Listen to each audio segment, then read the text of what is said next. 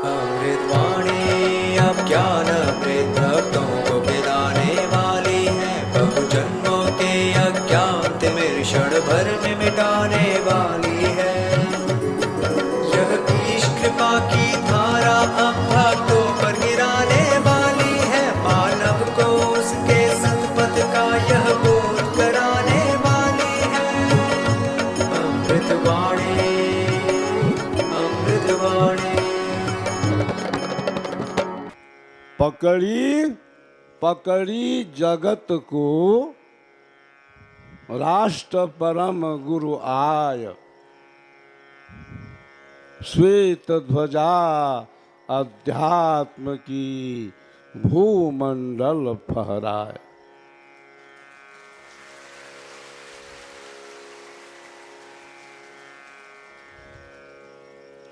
पकड़ी जो है पकड़ रही है भूले हुए हंसों को,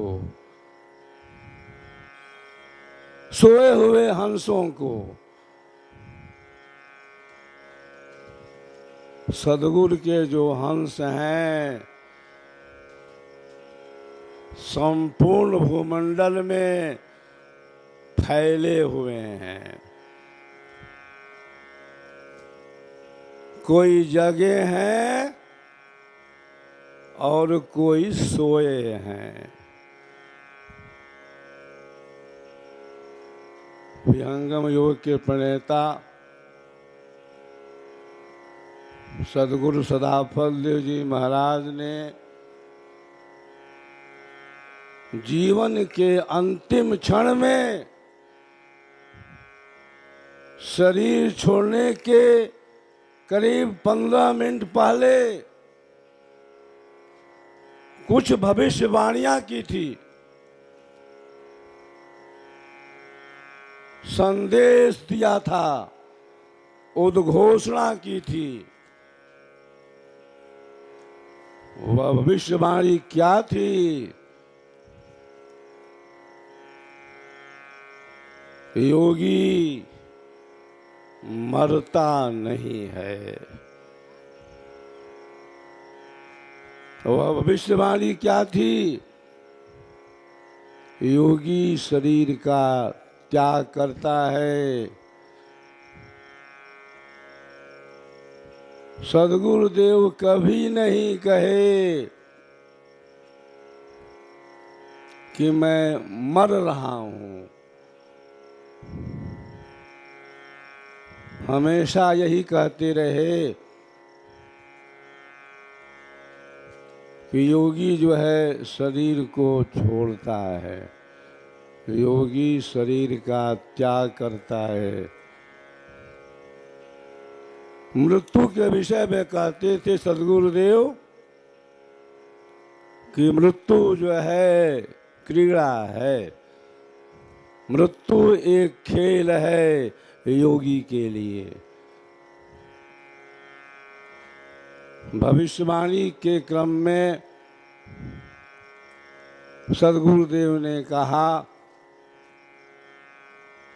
कि विदेश में विहंगम योग का प्रचार आरंभ होगा इटली से,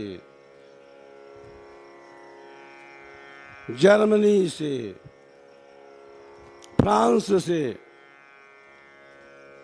और यह प्रचार धीरे धीरे बढ़ते हुए जाएगा अमेरिका में, कनाडा में, मॉरिशस में, ऑस्ट्रेलिया में, युगांडा में, साउथ अफ्रीका में। अभी एक सज्जन आ रहे हैं युगांडा से। उनकी योजना है कि 40 देशों में प्रचार करना है। उनसे किसने कहा? उनको किसने प्रेरणा दी कि प्रचार करना है आपको? बंधुओं, हमारे आपके बीच एक ऐसी शक्ति है जिसका नाम ही है सदगुरु सदाफल देव महाराज। सदा फल्यम ददाति, जो चारों फलों के प्रदाता हैं।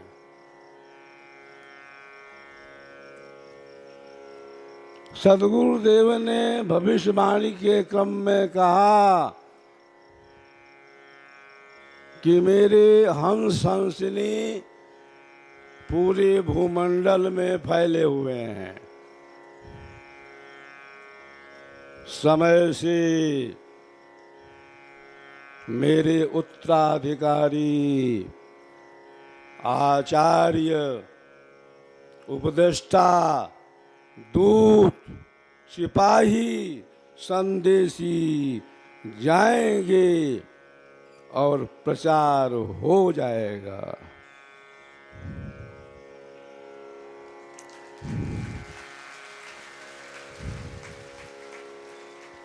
सदगुरुदेव कहते थे इशारे से, प्रचार तो मैं कर दिया, प्रचार तो हो गया। सदगुरुदेव कभी कभी आंखें बंद कर लेते थे और क्या कहते थे, जरा मैं देख लूं, जरा मैं देख लूं कि मेरे शरीर छूट जाने के बाद क्या क्या हो रहा है, मेरा प्रचार अभियान कैसे चल रहा है। सदगुरुदेव प्रयाग की कच्ची गुफा में बैठ करके अपने सारे भक्तों को वहीं से देखते थे, किसका क्या साधन चल रहा है।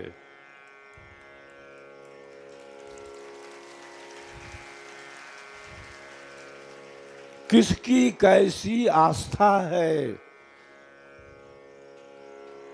कौन मेरा उत्तम कोटि का शिष्य है,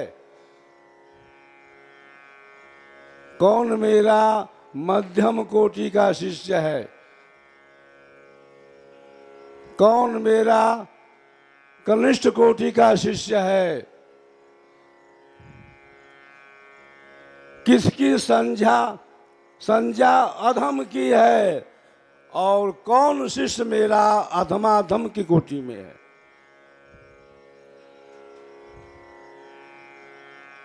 सदगुरुदेव ने कहा स्वरवीर के अंदर कि शिष्यों की 5 श्रेणियां हैं, उत्तम है, मध्यम है, कनिष्ठ है, अधम है और अधमाधम है। उत्तम कोटि का जो शिष्य है, जो साधक है, उसे संज्ञा है हंस की। उत्तम कोटि पुरुष की यह अवधि खटमास, मध्यम कोटि साधकन अधिक समय अभ्यास, ज्यों जस शुद्ध अस्तित्व है क्यों तस समय विकास, अन्यूनाधिक का भेद है अधम कनिष्ठ उदास। सदगुरुदेव ने कहा कि उत्तम अधिकारी मिले, सार शब्द उपदेश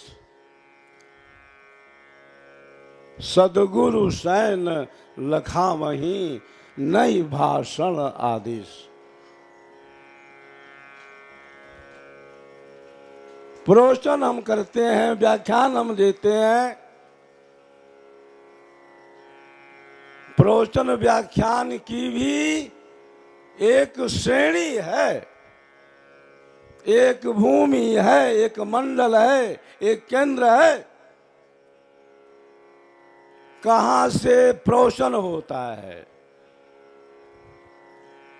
कहां से होती है दिव्य वाणी, कहां से होती है अमृतवाणी, कहां से होती है ब्रह्मवाणी। इसमें अंतर है। किस वाणी का आधार मूल आधार है, किस वाणी का आधार हृदय है। कौन सी वाणी होती है कंठ के द्वारा, किस वाणी का आधार मुख है। परा जो मूलाधार में हृदय में पसंती, कंठ में वही है मध्यमा, मुख बाहरी अंत। ब्रह्मवेता यह जानते, वाणी चार स्वरूप, तीन रूप अंतर गुहा, चौथा बाहर रूप। प्रवचन की भाषण की भी कई भूमियां होती हैं, कई मंडल होते हैं। प्रथम आचार्य श्री सदगुरुदेव के आदेश से एक बार प्रवचन कर रहे थे। प्रवचन जब हो गया तो सदगुरुदेव ने अलग से बुलाकर कहा कि देखिए, आपका जो प्रवचन है अनहद मंडल के नीचे से है। जो प्रवचन, जो भाषण अनहद मंडल की सीमा तक होता है, उस प्रवचन का आधार ब्रह्म नहीं होता, सदगुरु का चेतन केंद्र नहीं होता। जब आप प्रवचन करेंगे अनहद मंडल की भूमि से ऊपर हो करके, तो उसी प्रवचन का जनता पर, पब्लिक पर असर पड़ेगा। आज इस भौतिकवादी युग में किसको ज्ञान है कि प्रवचन कहां से होता है, भाषण कहां से होता है, दिव्य वाणी कहां से होती है, अमृतवाणी कहां से होती है और ब्रह्मवाणी कहां से होती है। यह जो विषय है दर्शन का नहीं है, यह जो विषय है पांडित्य का नहीं है, यह जो विषय है वितंडावाद का नहीं है, तर्क का नहीं है। अरे, यह तो विषय अनुभव का है। सदगुरुदेव महाराज कहते थे आचार्य श्री को कि देखो, ज्ञान दो तरह का है। एक ज्ञान चलता है पुस्तक के द्वारा और एक ज्ञान चलता है परंपराबद्ध सदगुरुओं के द्वारा। तो जो ज्ञान चलता है परंपराबद्ध सदगुरुओं के माध्यम से, उस ज्ञान की चर्चा किसी पुस्तक में नहीं मिलेगी, किसी वाङ्मय में नहीं मिलेगी, किसी साहित्य में नहीं मिलेगा। उसका आधार तो ब्रह्म है, उसका आधार तो परमाणुओं का केंद्र है, उसका आधार तो अक्षर का ईक्षण प्रयोग है। एक मंडल है ब्रह्म का, एक मंडल है अक्षर का, एक मंडल है परमाणुओं के योग वियोग का। मैं पढ़ रहा था काशी में 1962 में प्रथमाचार्य श्री मेरे विद्यालय में पदार्पण किए, दर्शन दिए। अलग में बुलाए और क्या कहे कि यह जो विहंगम योग है यह तो तुम्हारे घर की विद्या है, यह तो 1 मिनट का कार्य है। अरे वह तो यहाँ है, यहाँ है। आत्मा शुद्ध होनी चाहिए। जब भी बैठो सामने बैठो, शक्ति को भेज रहा हूं, शक्ति को दे रहा हूं।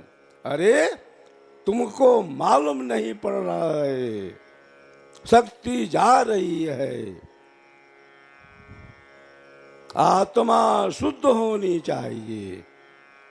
जो शुद्ध आत्मा है, जो शुद्ध संस्कारी जीव है, उसके अंदर सदगुरु जो है अपनी ज्ञान धारा को दे देता है, प्रवाहित कर देता है। बैठो चेतन केंद्र पर, बैठो चेतन केंद्र पर, त्याग देह अध्यास, मुक्ति सदा फल, भक्ति रस, अनुभव सुख है पास।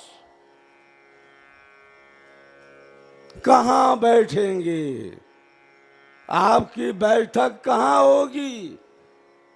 क्या जड़ शरीर में? क्या मन की भूमि में? क्या इंद्रियों की भूमि में? नहीं।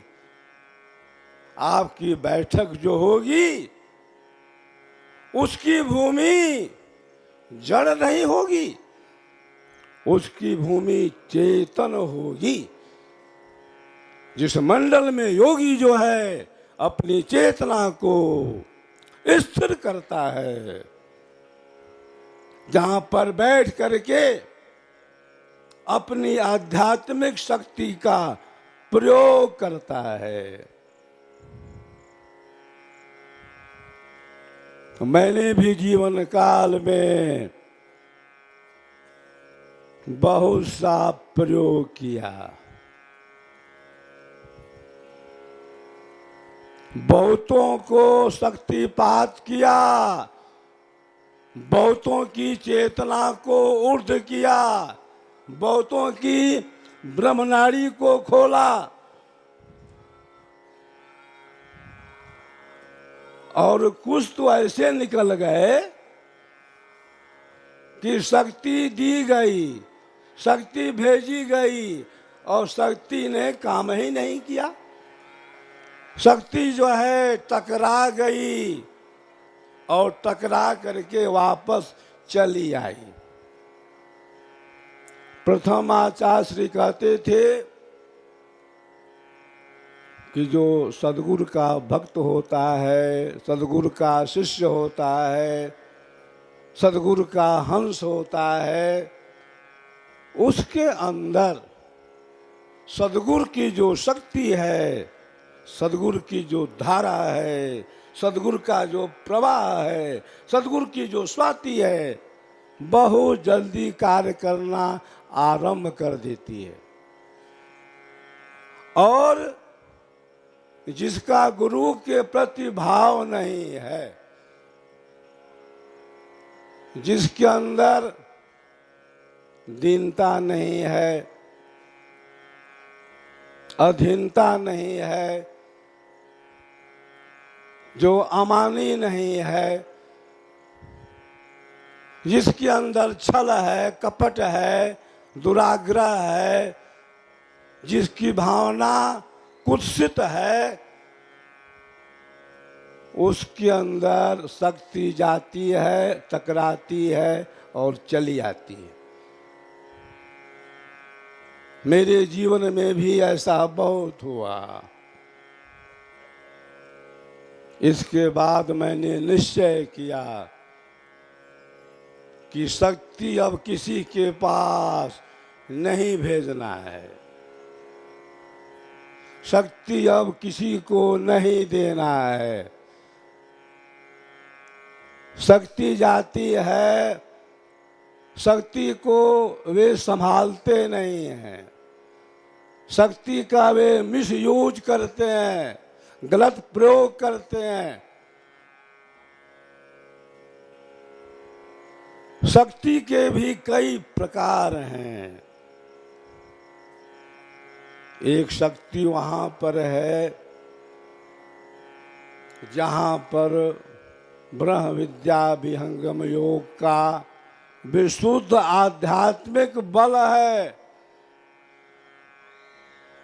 वहां पर कोई सिद्धि नहीं है, वहां पर कोई विभूति नहीं है, वहां पर कोई तंत्र नहीं है, वहां पर कोई मंत्र भी नहीं है।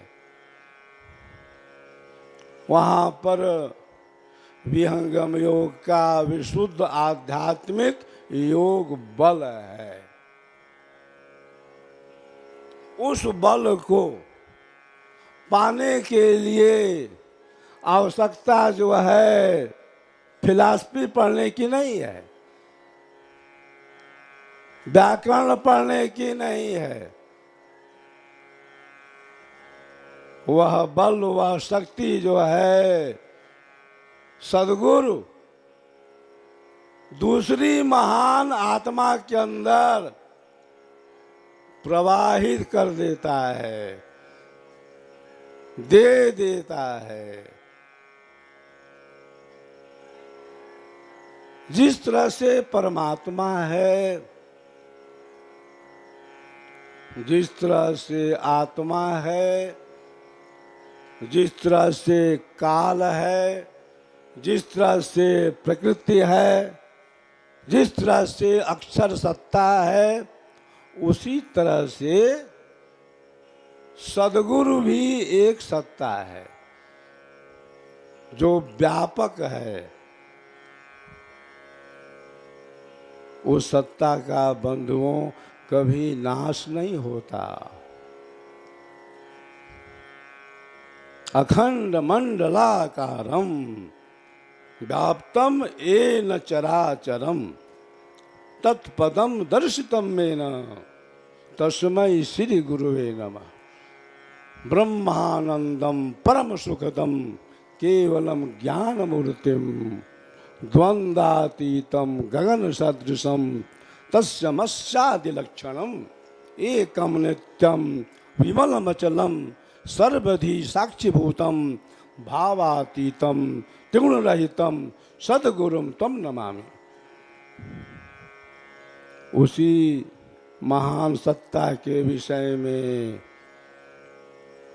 सदगुरुदेव क्या कहते हैं स्वरवेद के अंदर? अंड मंडलाकार है, व्यापक विश्व महान, असो सदगुरु का रूप है, अनुभव में पहचान। रामायण के अंदर गोस्वामी जी ने कहा कि शक्ति निकल रही है किसके द्वारा?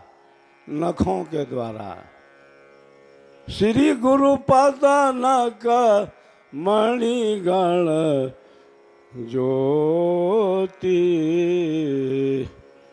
सुमिरत दिव्य दृष्टि होती। सदगुरुदेव ने कहा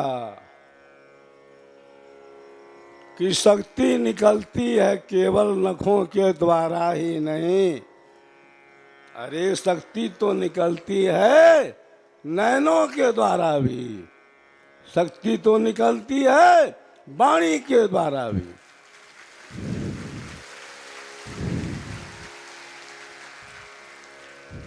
एक गुरु तीन लोक में प्रगट गुप्त संसार, कहीं आकाश वाणी बने कहीं आत्म उर्धार। तो सदगुरु सदाफल देव जी महाराज का जो ज्ञान है, उस ज्ञान में स्वयं का अनुभव है। सदगुरुदेव ने उस ज्ञान को साधन करके, परिश्रम करके, तपस्या करके प्राप्त किया। सदगुरुदेव शरीर छोड़ने के पहले 3 दिन पहले क्या बोलते हैं? मैंने इस आध्यात्मिक धन को बहुत परिश्रम से, बहुत तपस्या के बाद प्राप्त किया था, आप इसकी रक्षा करेंगे। सदगुरुदेव ने कहा कि मेरा जो धन है हीरा नहीं है, मोती नहीं है, प्राकृतिक संपत्ति नहीं है, मेरा तो धन आध्यात्मिक है। मैंने अपने जीवन में अपने आध्यात्मिक धन को बांटा है। मैंने अपने जीवन में आध्यात्मिक ज्ञान का प्रचार प्रसार किया है। आज के भौतिकवादी विद्वान जो अक्षर चट्टू हैं, अध्यात्म को ढूंढ रहे हैं कहाँ? योगा में। अध्यात्म को ढूंढ रहे हैं कहाँ? प्राणायाम में। अध्यात्म को ढूंढ रहे हैं डांस में, नृत्य में। अध्यात्म क्या आसन है? क्या प्राणायाम है? क्या नृत्य है? अध्यात्म तो अध्यात्म है, आत्मानमधि, जिसका स्थान आत्मा के भी परे है, जो आत्मा के भी ऊपर है। 21 जून को पूरे विश्व में मनाया जा रहा है अंतर्राष्ट्रीय योग दिवस। बड़ी प्रसन्नता है, जो भी योग के प्रेमी हैं सबके अंदर एक उत्साह है, उमंग है। लेकिन योग है क्या? योग किसे कहते हैं? योग की परिभाषा क्या है? कहाँ पर जड़ योग है, कहाँ पर चेतन योग है? कहाँ पर आसन है, कहाँ पर प्राणायाम है, इसका बोध, इसका ज्ञान आज योग जगत में किसको है? अरे उसी को है जिसके पास स्वर वेद है, जिसके पास सद्गुरुदेव हैं, जिसके पास विहंगम योग है, जो साधक भली भांत अनुभव करता है कि कौन सा योग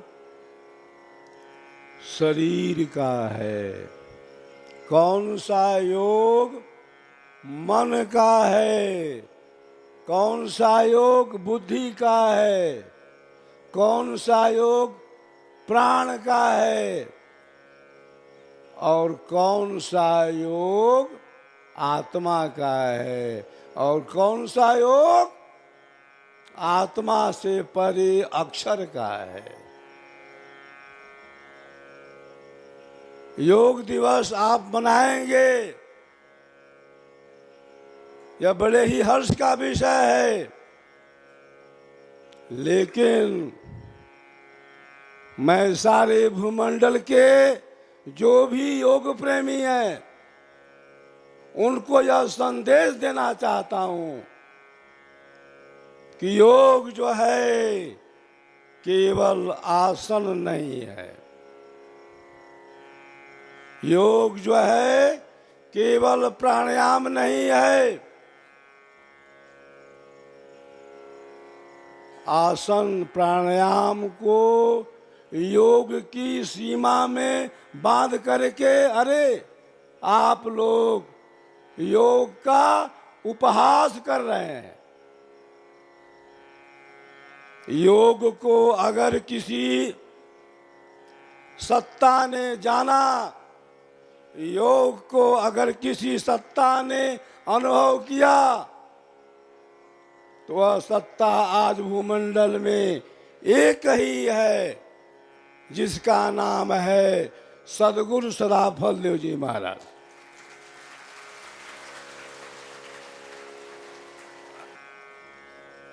जिस सत्ता ने स्वर वेद में क्या कहा, योगन वाणी से बने योगन आसन साध, योगन प्राणायाम है कुंभक विविधन साध। सदगुरुदेव कहते हैं कि योग न वाणी से बने, योग न आसन साध। योग जो है वाणी का विषय नहीं है, योग जो है आसन का विषय नहीं है, योग न प्राणायाम है कुंभक विविधन साध। योग जो है प्राणायाम नहीं है, योग जो है रेचक पूरक कुंभक नहीं है, योग जो है नेति धौली धौती नौली बस्ती त्राटक कपालभाति भस्त्रिका नहीं है। योग जो है चंद्रभेदी नहीं है, सूर्यभेदी नहीं है, उज्जाई नहीं है, शीतली नहीं है, सिद्धकारी नहीं है, भस्त्रिका नहीं है, अनुलोम विलोम नहीं है। योग तो योग है। सदगुरुदेव ने कहा, क्या कहा? योग कहत हैं जोड़ को, योग कहत हैं संधि, अयोग रहस्य उपाय में जीव ब्रह्म की संधि। सदगुरुदेव ने जो योग की व्याख्या की है, ऐसी व्याख्या अन्य किसी साहित्य में देखने को नहीं मिली। वह तो देखने को मिला है केवल स्वर वेद में। सदगुरुदेव ने कहा, परम पुरुष अरुआत्मा संधि निरंतर योग, जड़ माया व्यापे नहीं कभी न होय वियोग। आत्मा परमात्मा का जो मेल है वह योग है। आसन प्राणायाम का योग जो है वह योग नहीं है, वह तो योग शरीर का है, वह तो योग मन का है।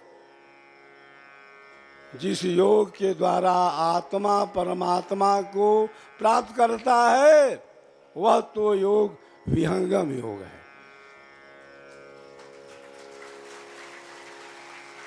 योग योग सब कोई कहा, योग न जाना कोय, अर्धधार ऊरध चले, योग कहावे सोय।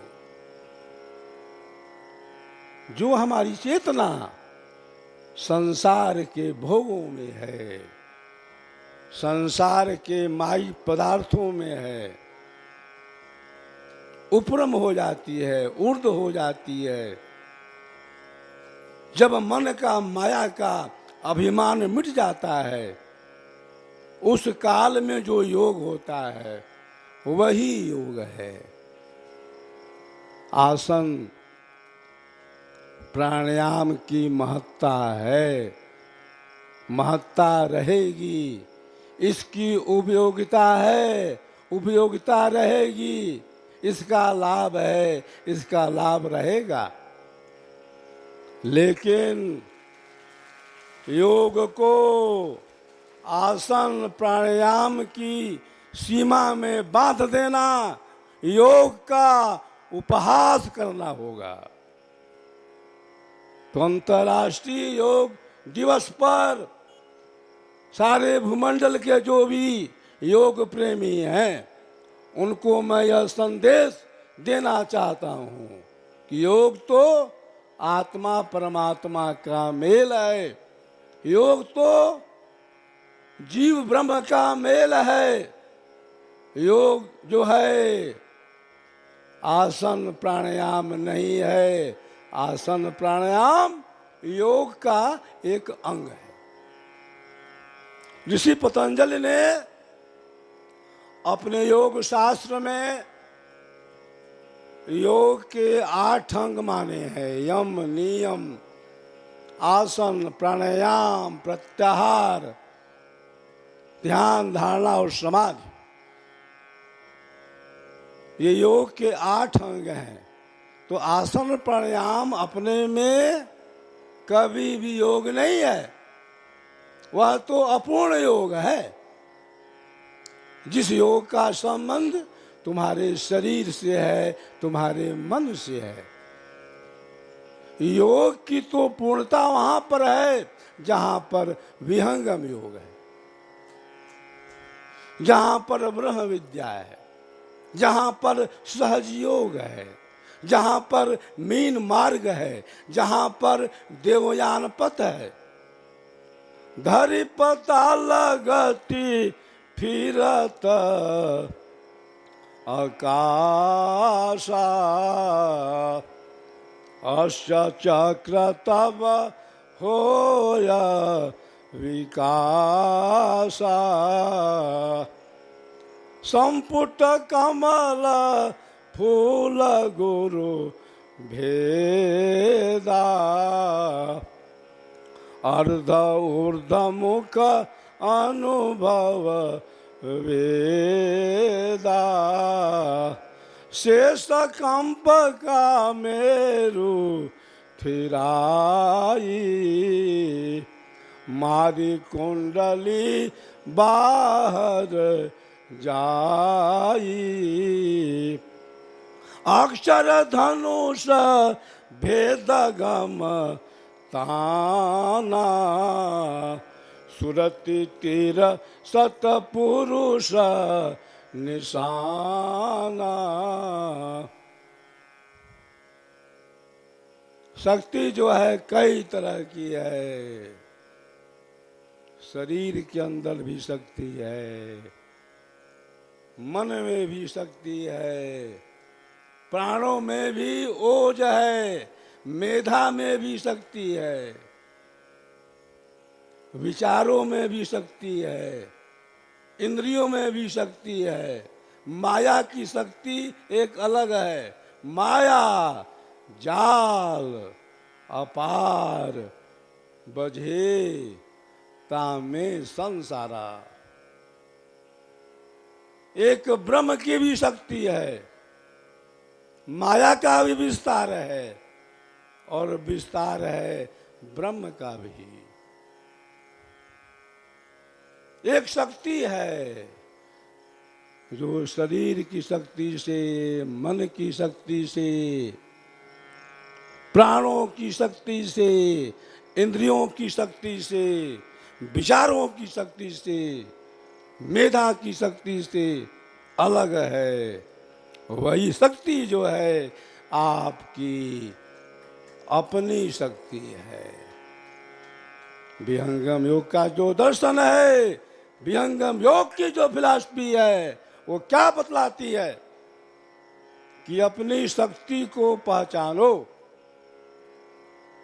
कर विचार मैं कौन हूं, ब्रह्म को जगदाधार, कैसे जग उत्पन्न भया, लीन कवन विधि पार। अपनी शक्ति की पहचान, अपनी शक्ति का बोध कब होगा, कहाँ होगा, उसकी भूमि क्या होगी, उसका अनुभव क्या होगा, क्या कोई जानता है? कोई नहीं जानता। जानता है हमारा विहंगम योग परिवार। एकमात्र हमारा जो विहंगम योग परिवार संपूर्ण भूमंडल में जो है वो जानता है। क्या जानता है? कि मन की भूमि क्या है, प्राण की भूमि क्या है, मन को कैसे, कहां पर, किस मुहूर्त में, किस विधि से कितनी देर कंट्रोल किया जाए, मन को कैसे हम अंतर जगत में प्रवेश करें या प्रवेश कराएं अथवा कोई प्रवेश करा दे।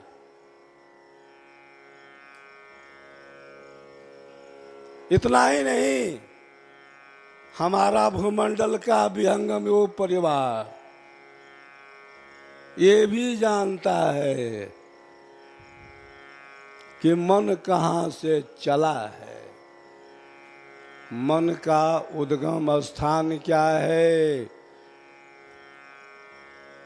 मन को कैसे मार दिया जाए।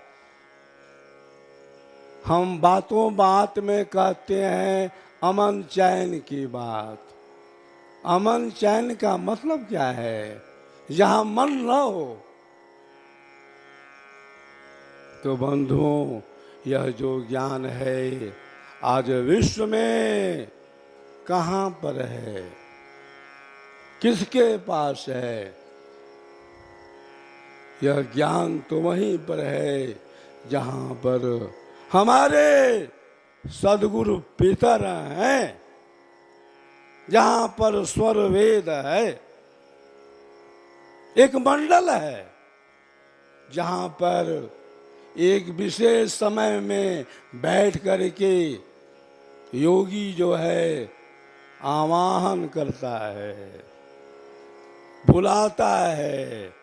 वह आवाहन, वह बुलावा का आधार शरीर नहीं होता, मन नहीं होता, इंद्रियां नहीं होती, उसकी विधि मेरे पिताश्री ने, सदगुरु आचार्य ने बतलाई थी।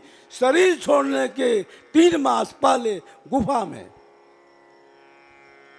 कि योगी जो है अपनी शक्ति का संचार किस भूमि से, किस मंडल से करता है, कहां पर नए परमाणुओं को लेता है और पुराने परमाणुओं को छोड़ता है, कहां पर लोम विलोम की क्रिया होती है। बहुत बड़ा रहस्य है विहंगम योग के अंदर, अपार ज्ञान है, बेहद गंभीर ज्ञान है, सूक्ष्म ज्ञान है। तभी तो सदगुरुदेव ने कहा सूक्ष्म विषय अध्यात्म है, बूझत बूझत बूझ, असाहेब अनुभव गम्य है, सूझत सूझत सूझ। तो तन का आसन है, मन का आसन है, आत्मा का आसन है, अक्षर का आसन है। इसका विवेक, इसका बोध, इसका ज्ञान एकमात्र विहंगम योग परिवार को है। ब्रह्म विद्या विहंगम योग के अंदर अपार गहन से गहन विषय पड़े हुए हैं, लेकिन समय नहीं मिलता है। समय मिलेगा तो व्याख्या होगी, प्रवचन होगा, संदेश दिया जाएगा, उद्घोष होगा, आदेश होगा, चेतावनी होगी, संकेत होगा, निर्देश भी होगा। इस शुभ अवसर पर जो भी हमारे विहंगम योग परिवार से जुड़े हैं, जो भी हमारे सदगुरु के संदेशी दूत हैं, सबका हर विधि से, हर तरह से, हर क्षेत्र में उद्धार हो, कल्याण हो, भौतिक विकास हो, शरीर से स्वस्थ रहें, मन भी स्वस्थ रहे, बुद्धि का भी विकास हो, घर में लक्ष्मी का आगमन हो, धन का आगम हो, सर्विस व्यापार में भी हम आगे बढ़ें। बहुत सी बातें कहनी थी, बहुत बड़ा ज्ञान है, बहुत सारे विषय हैं, समय का अभाव है। स्वर वेद ज्ञान दोहा यज्ञ जो हुआ है, इससे एक नई प्रेरणा मिल रही है और मैं समझता हूं कि आज आवश्यकता है युवा शक्ति की। युवा शक्ति जब आगे बढ़ेगी, निश्चित है संस्थान आगे बढ़ेगा। युवा शक्ति के अंदर एक उमंग है, एक उत्साह है, एक शौर्य है, पराक्रम है, वीरता है, धैर्य है। परिस्थितियां 2 तरह की होती हैं, अनुकूल और प्रतिकूल। तो हमारी जो युवा पीढ़ी है, अगर प्रतिकूल स्थिति आएगी तो युवा पीढ़ी कभी घबराने वाली नहीं है। युवा पीढ़ी के सामने चाहे अनुकूल हो या प्रतिकूल हो, वह अपनी गति से बढ़ती जाएगी।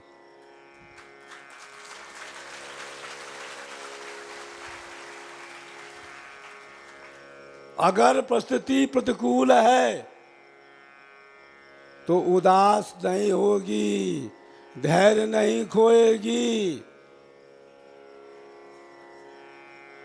आगे बढ़ती रहेगी और संस्थान को आगे दिशा देने में युवा पीढ़ी की अहम भूमिका होगी।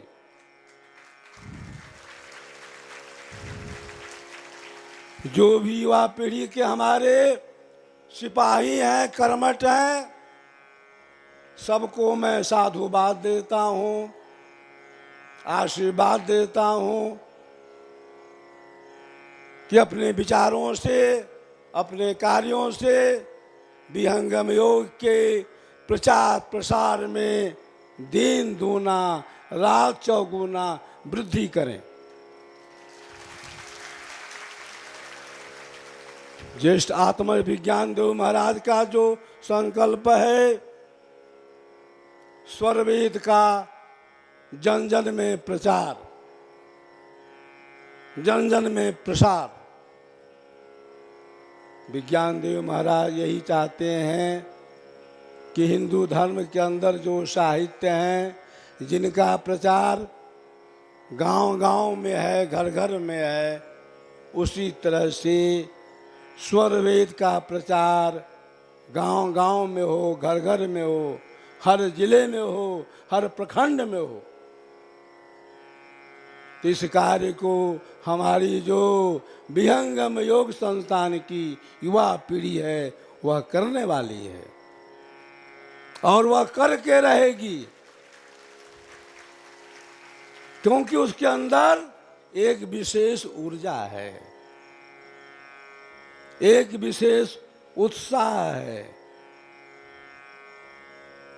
हमारी युवा पीढ़ी है अपने बड़ों का सम्मान करती है, अपने बड़ों का आदर करती है, अपने बड़ों से, बुजुर्गों से सलाह लेती है, परामर्श लेती है और तब कार्य करती है। ये बहुत अच्छी बात है, बड़ी ही खुशी की बात है। हमसे जो बड़े हैं, बुद्धिजीवी हैं, विद्वान हैं, उनसे हम विचार करें, उनका हम सम्मान करें, उनसे हम सलाह लें और इसके बाद कार्य करें तो कार्य क्यों नहीं होगा, निश्चित होगा, सफलता हमें अवश्य मिलेगी।